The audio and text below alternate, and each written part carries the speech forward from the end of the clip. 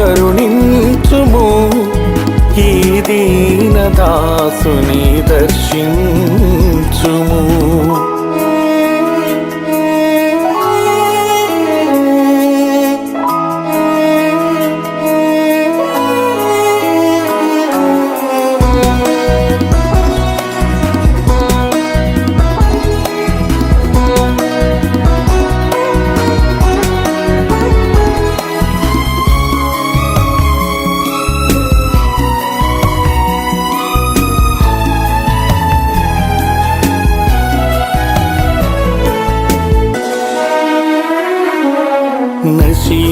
నశించిపోతున్న ఆత్మల పట్ల భారము దయచేయుమయ్యా,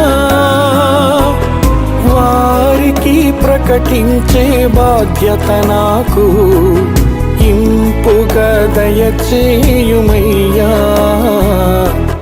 నశించిపోతున్న ఆత్మల పట్ల భారము దయచేయుమయ్యా, వారికి ప్రకటించే బాధ్యత నాకు ఇంపుగా దయచేయుమయ్యా. దర్శించుము దేవా, కరుణించుము, ఈ దీన దాసుని దర్శించుము. దర్శించుము దేవా, కరుణించుము, ఈ దీన దాసుని. ఆయన ఏం చేశాడు అనేది చాలా మంది ప్రశ్నిస్తూ ఉంటారు. కొంతమంది తెలియనటువంటి వారు తెలుసుకోవడానికి ప్రయత్నం చేస్తున్నారు. యేసుక్రీస్తు అందరికీ ప్రభు. ఆయన యేసుక్రీస్తు అందరికీ ప్రభు.